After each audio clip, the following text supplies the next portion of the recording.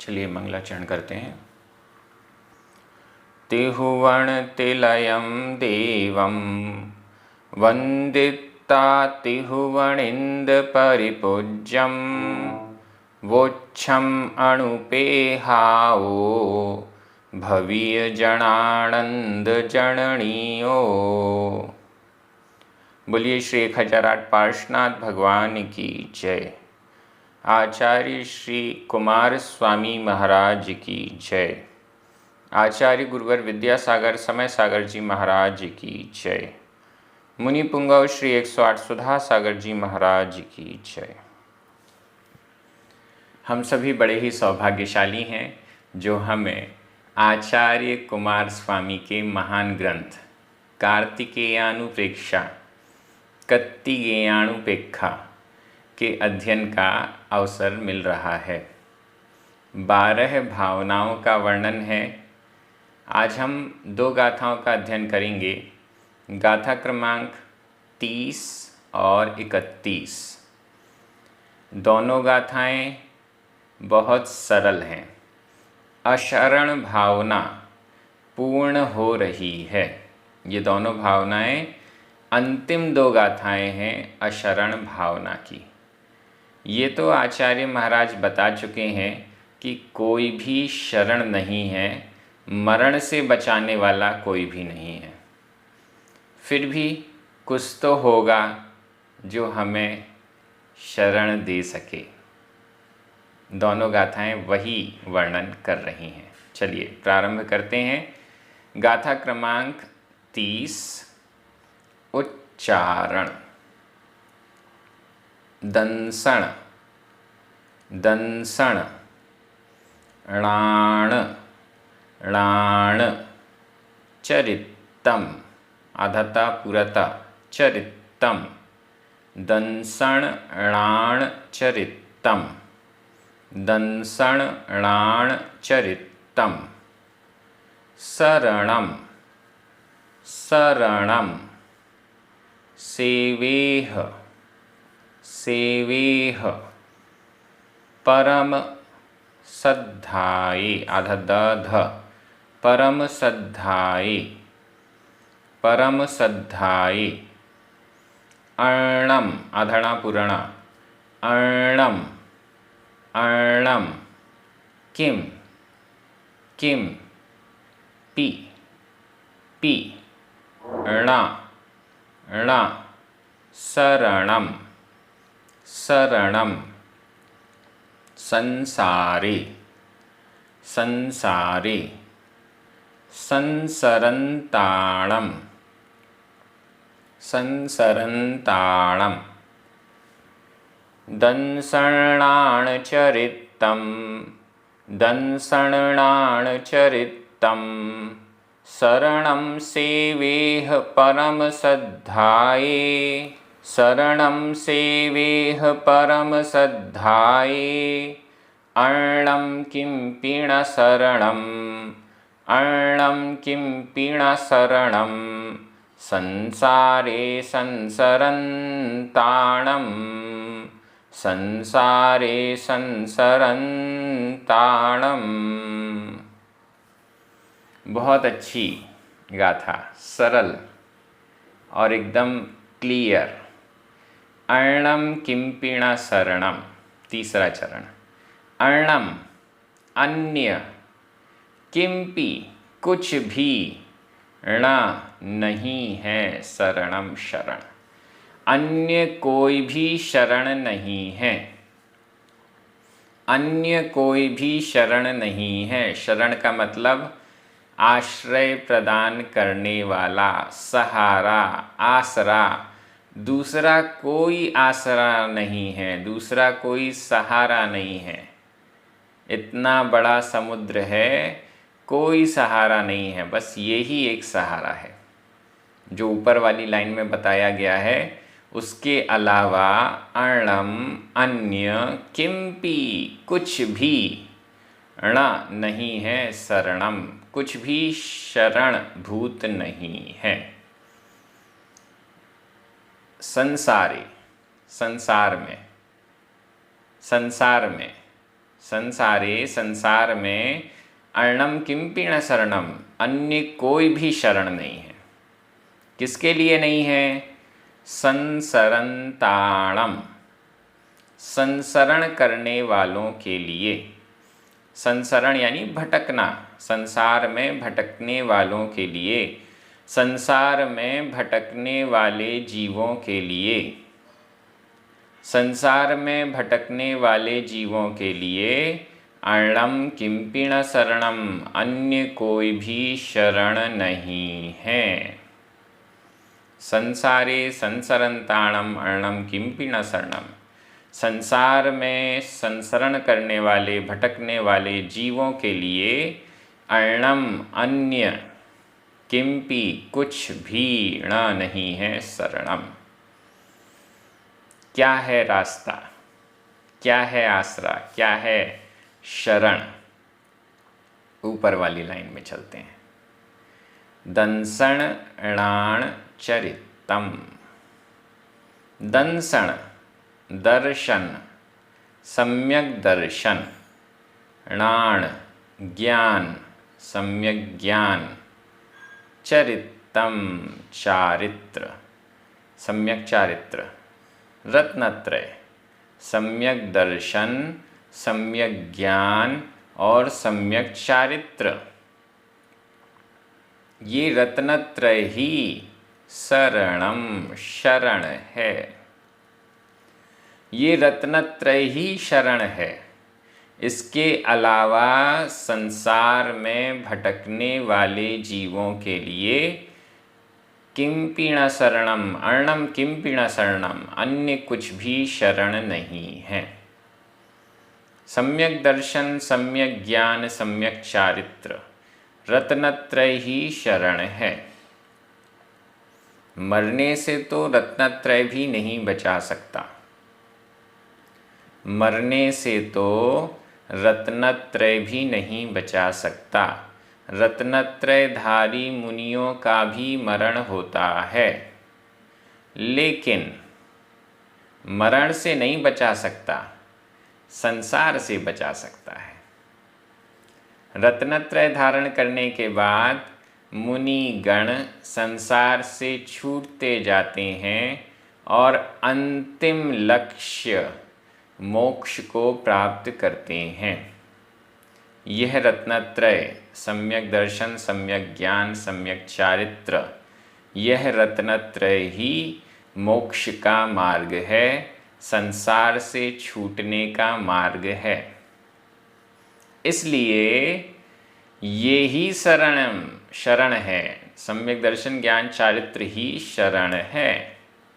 सम्यक दर्शन सही श्रद्धान, सही आस्था, सच्चे देव शास्त्र और गुरु के प्रति सही श्रद्धान, सात तत्वों के प्रति सही श्रद्धान, कुदेव कुगुरु कुशास्त्र को नहीं मानना, तत्व का विपरीत श्रद्धान नहीं करना, ये सम्यक दर्शन है।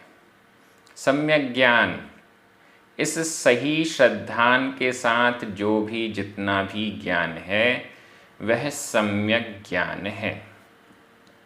और पापों को छोड़ना, अशुभ को छोड़ना, शुभ में प्रवृत्ति करना, समस्त पापों का त्याग करना, यह सम्यक चारित्र है। रत्नत्रय, व्यवहार रत्नत्रय हो गया, इसी को निश्चय रत्नत्रय में कन्वर्ट करेंगे। जब मुनिराज अपनी आत्मा में लीन हो जाते हैं, स्वयं में लीन हो जाते हैं, उसे ही निश्चय सम्यक दर्शन, निश्चय सम्यक ज्ञान, निश्चय सम्यक चारित्र कहते हैं। ये सब वर्णन हम पूर्व में अन्य ग्रंथों से देख चुके हैं, पढ़ चुके हैं, समझ चुके हैं। यही रत्नत्रय शरणम शरण है, अर्णम किंपिणा, अन्य कुछ भी शरण नहीं है।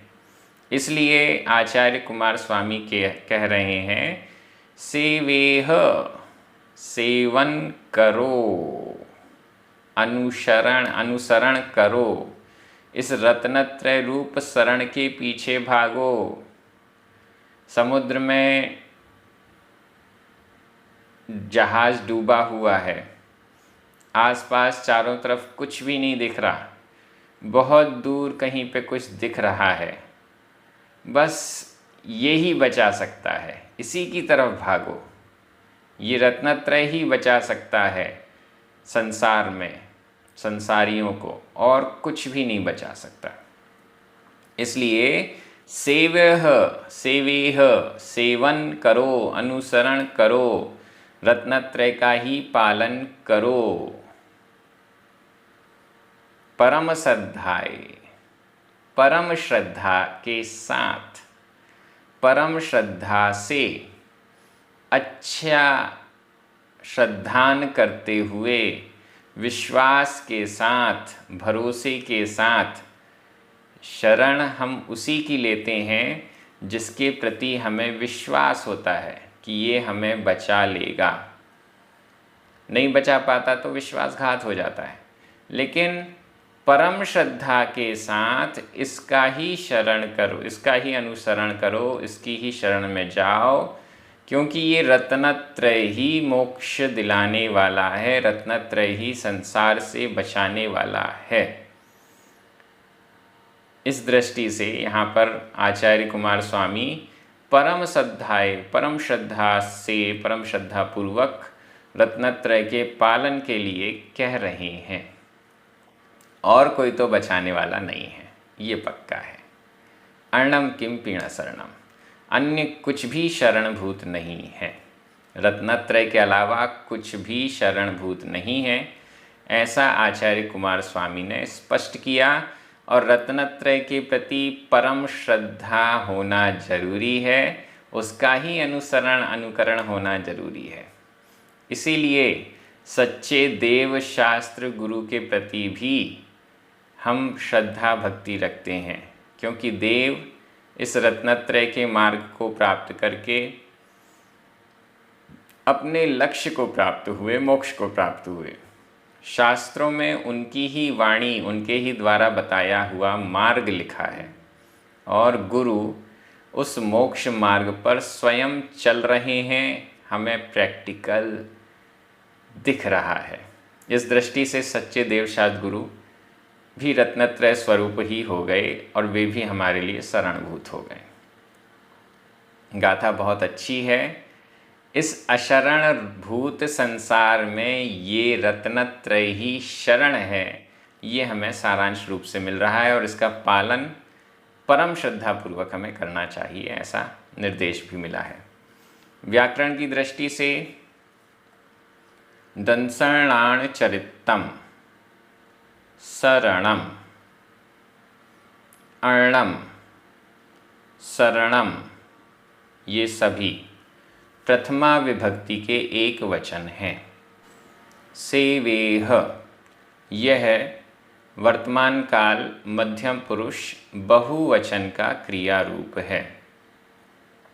परम श्रद्धाए तृतीया विभक्ति का एक वचन है। किम, पी, णा, ये सभी अव्यय हैं। संसारे सप्तमी विभक्ति का एक वचन है। संसरंताणम चतुर्थी विभक्ति का बहुवचन है, वर्तमान कृदंत का प्रयोग है। इस प्रकार से व्याकरण हो गई। मैं एक बार हिंदी अर्थ कर रहा हूँ, आपकी नज़र प्राकृत शब्दों पर जानी चाहिए।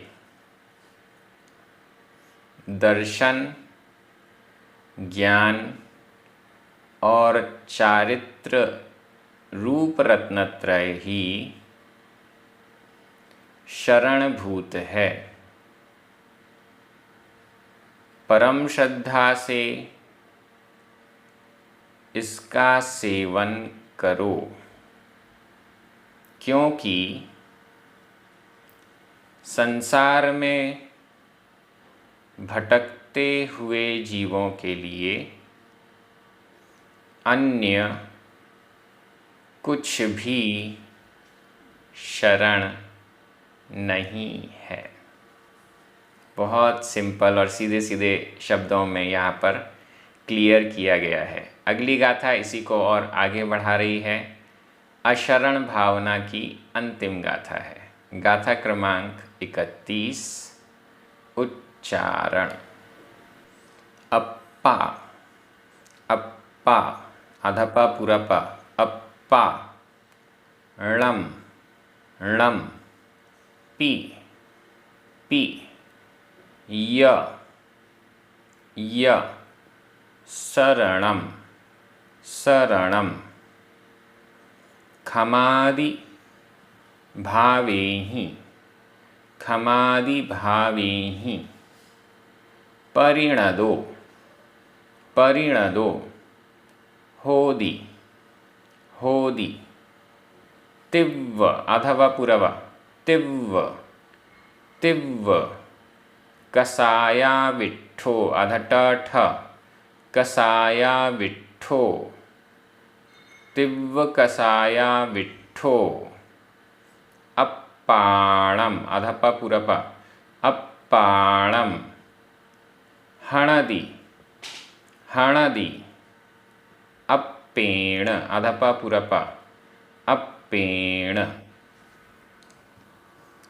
अप्पाणं पियशरणम्, अप्पाणं पियशरणं। खमादिभावेहि परिणदो होदि, खमादिभावेहि परिणदो होदि। तिव्व कसाया विट्ठो, तिव्व कसाया विट्ठो।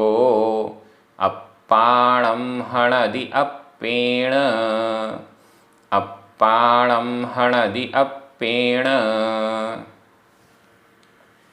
बहुत अच्छी गाथा। ये रत्नत्रय होता कहाँ है? कहीं बाहर ढूंढो, मिलता ही नहीं। कहाँ होता है ये रत्नत्रय? रत्नत्रय आत्मा में होता है।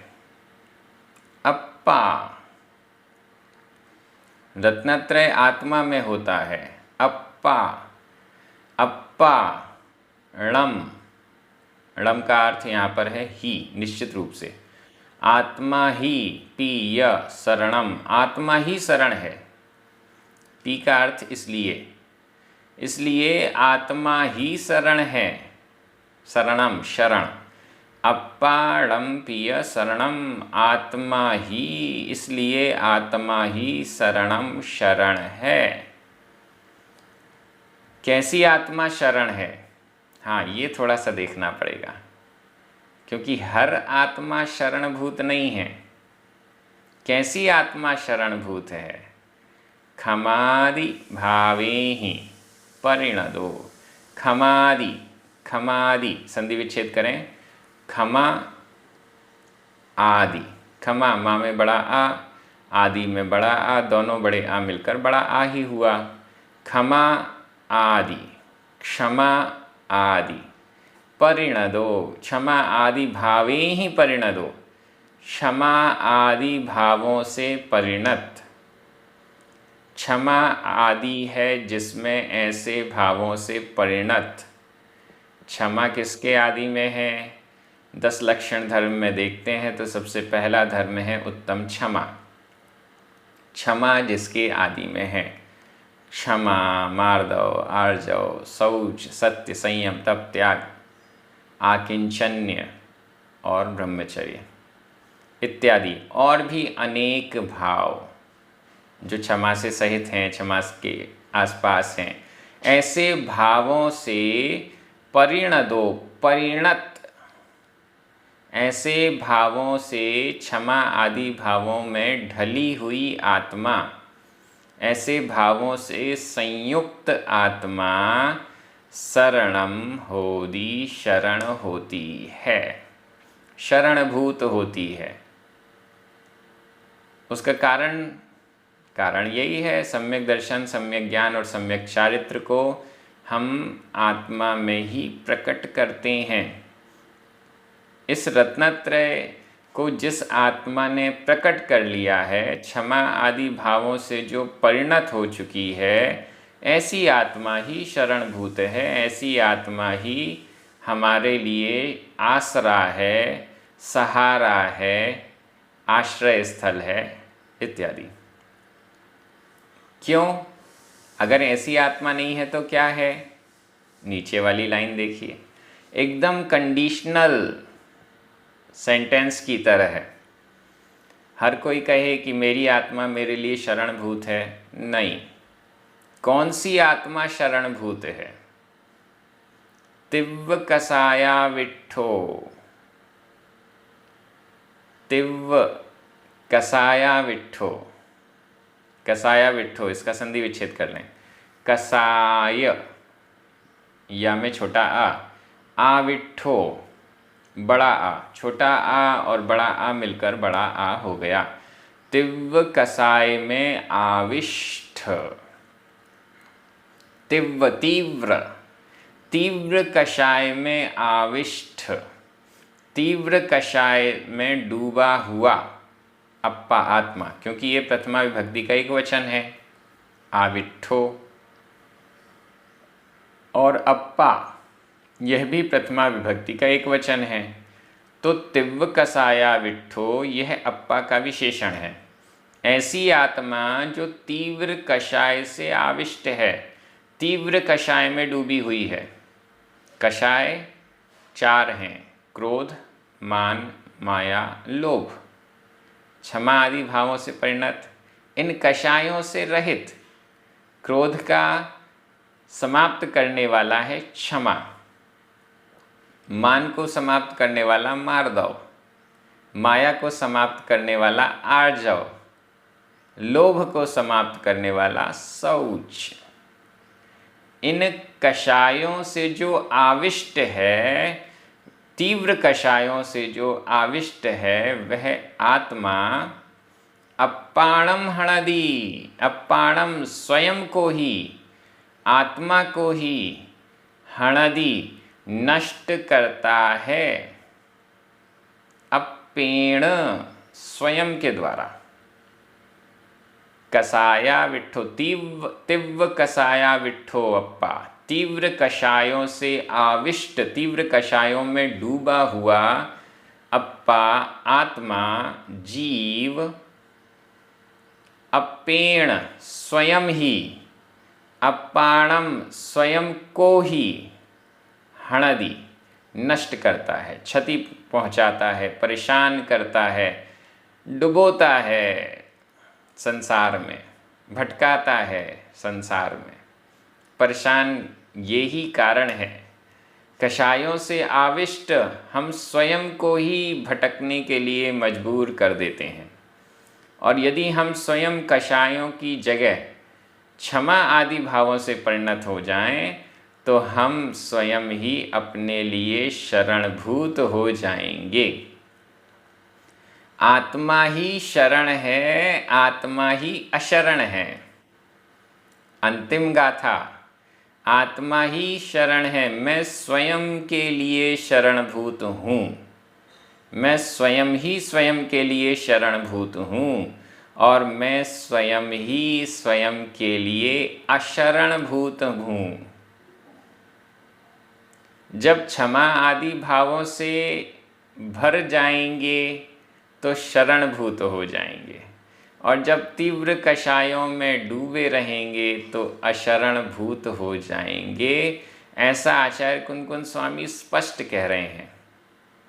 तीव्र कषाया विट्ठो अप्पा, तीव्र कषायों से आविष्ट भरी हुई अप्पा आत्मा अप्पेण, बाहर की कोई वस्तु नहीं चाहिए, अप्पेण स्वयं के द्वारा, अप्पाणम स्वयं को हणदी नुकसान पहुंचाता है।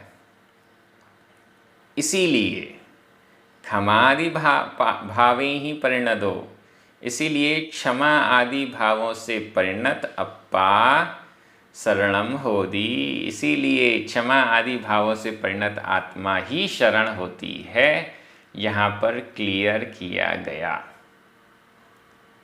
बहुत अच्छी ये गाथा है। अशरण भावना यहाँ पर पूर्ण हो रही है। कोई भी मरने से बचाने वाला नहीं है, लेकिन रत्नत्रय से युक्त क्षमा आदि भावों से परिणत आत्मा ही हमारे लिए शरणभूत है। ऐसा यहाँ पर दोनों गाथाओं में 30 और 31 नंबर दोनों गाथाओं में स्पष्ट किया गया। रत्नत्रय और रत्नत्रयधारी, देवशास्त्र गुरु तथा निज आत्मा, ये दोनों ही हमारे लिए शरणभूत हैं। व्याकरण की दृष्टि से देखिए, अप्पा, परिणदो, तिव्व कसाया विट्ठो, ये तीनों ही प्रथमा विभक्ति के एक वचन हैं। णम, पी, य अव्यय हैं। शरणम, शरणम यह भी प्रथमा विभक्ति का एक वचन है। खमादि भावेहि तृतीया विभक्ति का बहुवचन है। परिणदो ये तो हो गया। होदी और हणदी वर्तमान काल अन्य पुरुष एक वचन का क्रिया रूप है। होदी और हणदी दोनों ही। अप्पाणम द्वितीया विभक्ति का एक वचन है। अप्पेण तृतीया विभक्ति का एक वचन है। व्याकरण हो गई। मैं हिंदी अर्थ कर रहा हूँ, आपकी नज़र प्राकृत शब्दों पर जानी चाहिए, क्योंकि तीव्र कषायों में डूबी हुई आत्मा स्वयं के द्वारा स्वयं को नुकसान पहुंचाती है।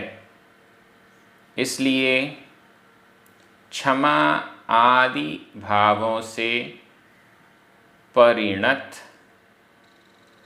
आत्मा ही शरणभूत होती है। लीजिए, हमारी अशरण भावना पूर्ण हो गई। मरने से तो कोई बचा नहीं पाएगा, लेकिन संसार में भटकने से जरूर बचा सकता है रत्नत्रय, रत्नत्रय के धारी और हमारी स्वयं की रत्नत्रयधारी आत्मा। बहुत अच्छी शिक्षाएं हमें यहाँ प्राप्त हो रही हैं, बहुत अच्छी भावनाएं हमें यहाँ प्राप्त हो रही हैं, बहुत अच्छा चिंतन हमें यहाँ प्राप्त हो रहा है। ये क्रम इसी प्रकार से जारी रहेगा। अपने मित्रों को, परिचितों को, सभी को प्राकृत जैनागम स्वाध्याय से जोड़ने का प्रयास कीजिए। उनसे इसी बारे में चर्चा कीजिए और अपने अनुभवों को बताइए कि मैं इस स्वाध्याय से जुड़कर क्या क्या सीखता जा रहा हूँ, क्या क्या परिवर्तन आ रहा है, सोच में क्या परिवर्तन आ रहा है, विचारों में क्या परिवर्तन आ रहा है, व्यवहार में क्या परिवर्तन आ रहा है। इन सब की चर्चा कीजिए, उन्हें स्वाध्याय के प्रति आकर्षित कीजिए। बहुत अच्छा रहेगा। जिनवाणी स्तुति करें, 9 बार नमोकार मंत्र पढ़ें। सभी को जय जिनेंद्र।